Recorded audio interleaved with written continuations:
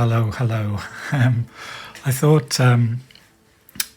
for a change I'd kick off this video with some self-indulgent noodling, and I think that ticks both boxes there.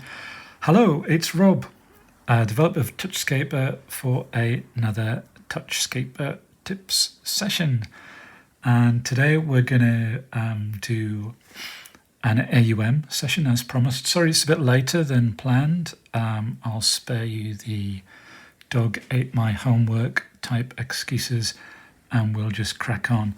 So I'd already had my AUM session all kind of up and running for the intro there, but now we're going to just peel it back and basically build it up from scratch, covering hopefully some of the stuff that you've now suitably digested on the pencil tip session, which was kind of an overview of touchscaper MIDI in and outside the AUM ecosystem, if you like. So we're just going to kind of dive into what I did to get this session up and running in a bit more detail. So let us shut down AUM. We'll leave touchscaper and Animoog running. Let's fire up AUM and kind of build it all up from pretty much from scratch. So the first thing we need to do, or I typically do, is I'll get touchscaper in there. Now touchscaper, as you probably know, is not AU, it's inter-app. But I think it's good to have it in here in case we wanted to use any of the internal sounds, and also it just means we can do the connections using virtual ports. So for this demo, I was using a couple of instances of Continua as an audio unit. So let's get those two added. And I was also using our old friend Animoog, which of course isn't AU. So we're using Interapp to talk to Animoog. 7 years old now, I believe. Wow, that's still a classic. Now then, so I was using a couple of patches in Continua that I'd kind of tweaked. They're pretty much factory, but with a little twiddling from my part. And the first one is beans, and the other one, can you guess? Toast. Beans on toast. What a combo. Been having a lot of that of late now that I'm having to cook for myself. Anyway, moving swiftly on. One thing I would say about Continua, actually, while I've got it up here, I think I've described this before as a MPE playground, because you can assign almost any of what you see before you hear to Aftertouch. Excuse me. And that's great. Obviously, one of the or maybe not obviously, but a common MPE assignment for Aftertouch would be something like frequency cutoff on a filter. You see I've got this kind of ramped up on my toast, number 5 setting on the toaster. So Aftertouch is going to really kind of sweep this cutoff frequency pretty radically. Can't remember what else I've got it mapped to. But this ain't a Continua tutorial or demo. But you'll be hearing a lot of what it can do. As I say, its Mpe support is brilliant. There was something I wanted to mention relating to that. Yeah, if you go into settings, this varies from app to app in terms of how you enable MPE, but the thing is, somewhere there will be a switch and you need to turn it on. So we turned it on here. Another thing, and I haven't seen this in any other apps, is it has this thing called Aftertouch smoothing. Now, I don't know what that does for sure, but what I think it does is, if you can imagine, Aftertouch via MIDI is all about messages with data in, and the data is usually just a number. So if you can imagine that kind of pinging in like crazy as Aftertouch messages, you know, you probably don't want to hear this if it's kind of been inundated with Aftertouch messages. Maybe, you know, if you've got one there, one there, one there, one there, what you want to do is kind of this sort of thing, and you just want to kind of do a nice smooth curve through the dots so you don't get these kind of jaggies, you know. So I think that's what's going on there.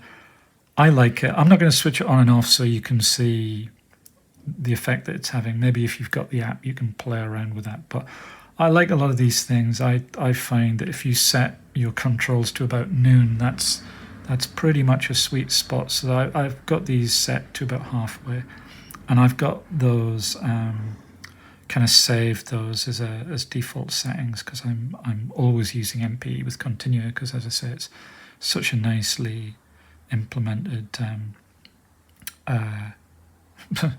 implementation. So, you know, you can just arbitrarily add anything.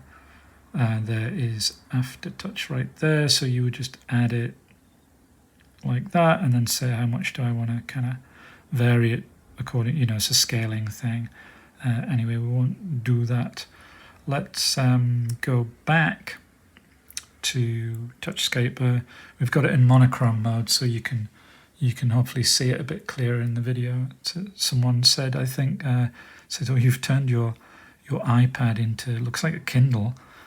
And I said, well, I wonder what Steve Jobs would think of that remark. Anyway, let's have a look at our Midi connections. Okay, so it's kind of remembered its state somewhat. The key thing here is that we've got main instrument A and B going via AUM, and also the keyboard ribbon going via AUM. Let's just disable the internal sounds. So main instrument A, AUM, Mpe, main instrument B, AUM, Mpe, and keyboard ribbon, AUM, Mpe. Now, something I should mention in this is a version that isn't out yet. Might be by the time you watch this video.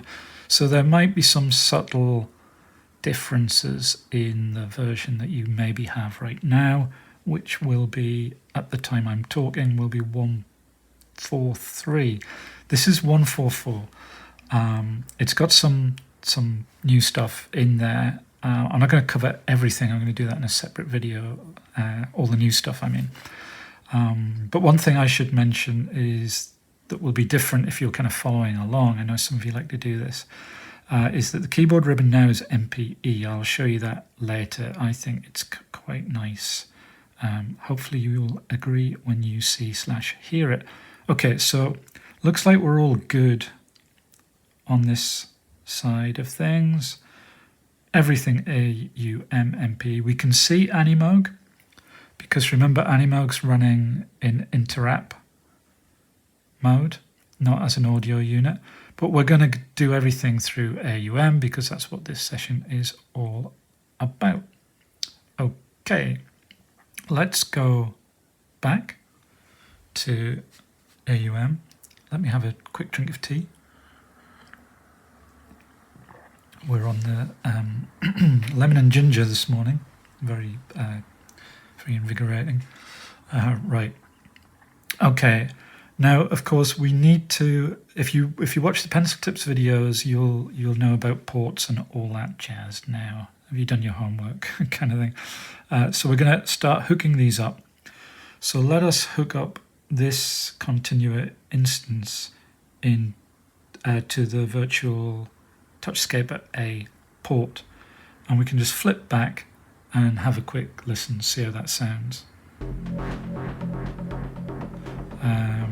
Actually, let's get our tempo matching. I could do this with Link, but just as easy to do that. So we've got this nice rhythmic thing going on, which you heard in the intro, hopefully. touch. I really quite like that. Okay, now you may remember, or I can show you, that I think we've got filter frequency mapped to Aftertouch. So if we go back to touchscaper and do this,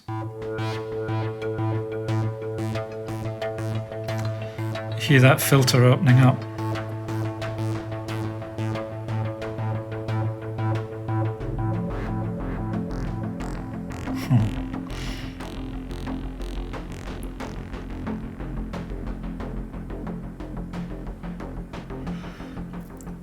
What does it Deadmau5 say in that kind of EDM instruction production thing? He said, "You put a kick drum on that, and there's my tune," or something. Anyway, instant CSI, isn't it? Anyway, it's just too inviting to play with that rhythmic stuff, you know. Right, let's crack on. I'm having trouble with my glasses, my headphones here, sorry. Right, so we've got that mapped nicely. Quick word about this, quick word about this scene. It's just your classic chords in the key of C major. I've got F, G and A minor, which is, I call that my hammock progression. No disrespect the band, I love the band, it just brings to mind the music of Hammock for some reason. And I've got that to auto advance on touch, which is this this little switch here. I think we covered that in another video, pretty sure we did. Anyway, so super simple chord progression. Okay, let's get the other continua wired up. And we will wire our, is it toast or beans? It's toast. Beans, toast. Okay, let's wire up toast to B. It should be B for beans, isn't it? It doesn't matter, I know, but anyway, beans, toast, A, B. And that sound, I believe, is a pretty kind of mellow, sawtoothy kind of pad type sound to try and sort of offset some of the brittle harshness of the first continua patch. Let's take a listen to that. Actually, if we turn off A temporarily, we can just hear the one we've just added. So this should be a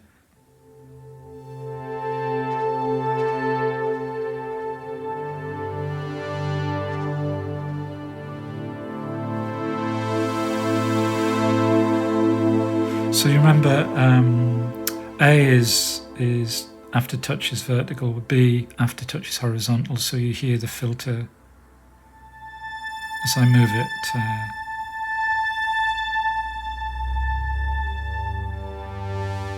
And of course, because it's MPE,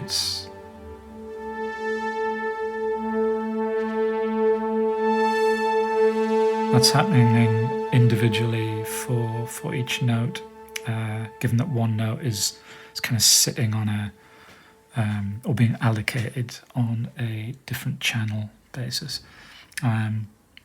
We'll do I think there was a general agreement that an MPE session might be good. Maybe we'll do that in the pencil tips format, because that's kind of fun to do for me, hopefully fun for you guys to watch. Okay, let's turn our A layer back on. I don't know why I went to Omni there. It's probably remembering a previous session. That might be a bug. Anyway, we're all hooked up correctly now. So we've now got our two layers with continua on the main instrument. So there's the pad and the rhythmic.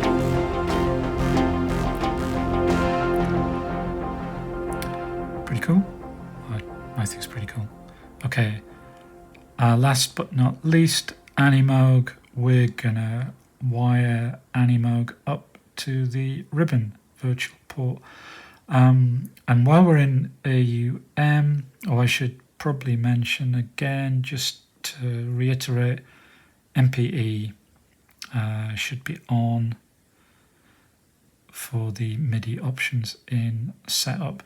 Sound I'm using here, by the way, is one of my own. I did a bunch of, made my own sounds and stuff, and I talked about making these available. It's a bit fiddly getting them into Animoog, but anyway, maybe we'll do a session on that at some point, but not right now. Okay, so we're in MPE, and we've got that mapped to filter frequencies. It's a pretty favourite kind of destination for this sort of MPE stuff. And I think we've got also a little bit of smidge of that going to the Lfo rate, so you get this kind of like, as you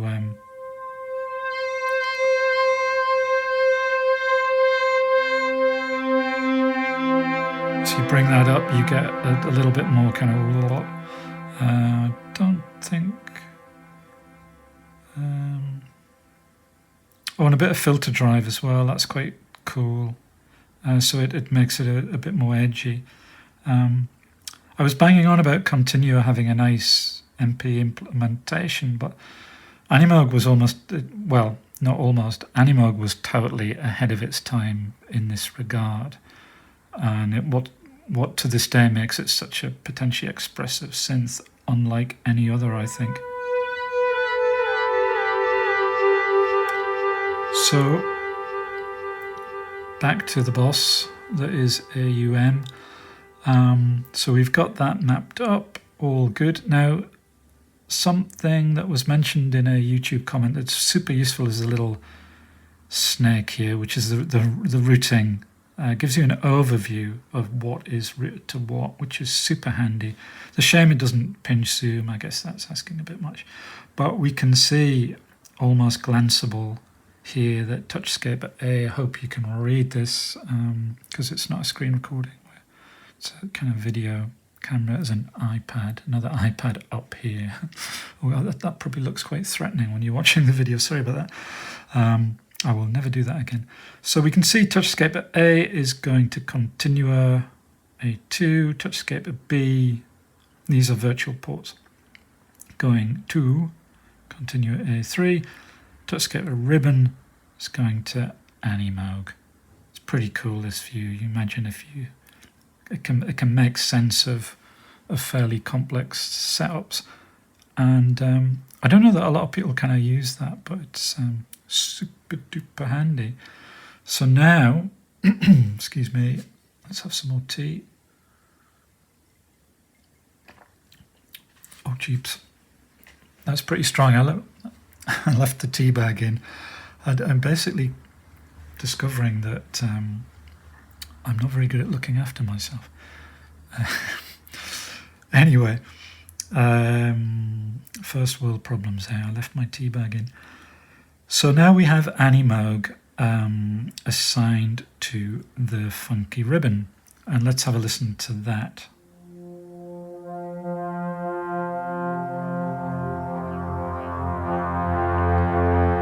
You hear that kind of drive and filter, lovely stuff going on as you bring up the control movement here. I've got loads of delay on this. You've probably worked out if you've watched other videos. I'm a bit of a delay freak. I put it on everything almost. Now earlier I mentioned that new in 1.4.4 is ribbon Mpe support. So let me just show you why I think that is pretty cool. Hopefully you like this because it means you can do stuff like this. You hear how the high note is opening up, but the low drone is not.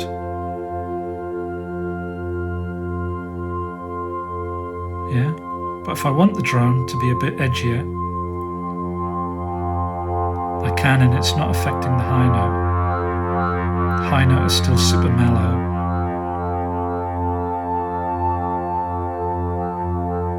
Let's put it in scale mode. Because we're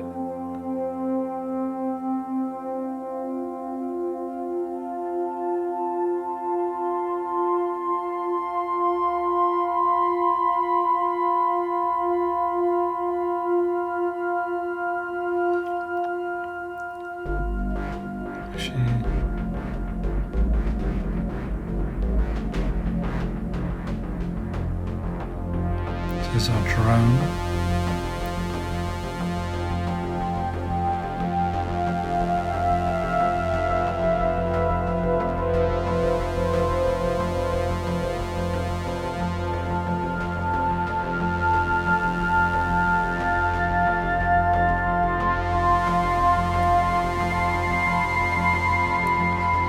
Anyway, I went off on one there, but this affects both ribbons. I think we covered this earlier. What I thought was nice about that is if you look in the scene, when we're on the F chord, that's F Lydian.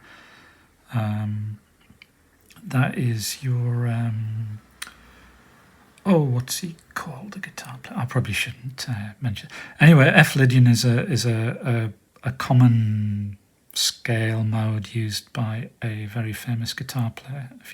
His guitar solos always sound exotic because he's basically not ripping up and down a pentatonic blues scale. He's usually in the Lydian mode. Certainly his earlier stuff. Yeah, anyway, I digress. So, actually, you know what? I think that is pretty much it. I can't think of anything else that I was wanting to cover for this session, which is AUM centric. Just a quick word about the next one I think I will do.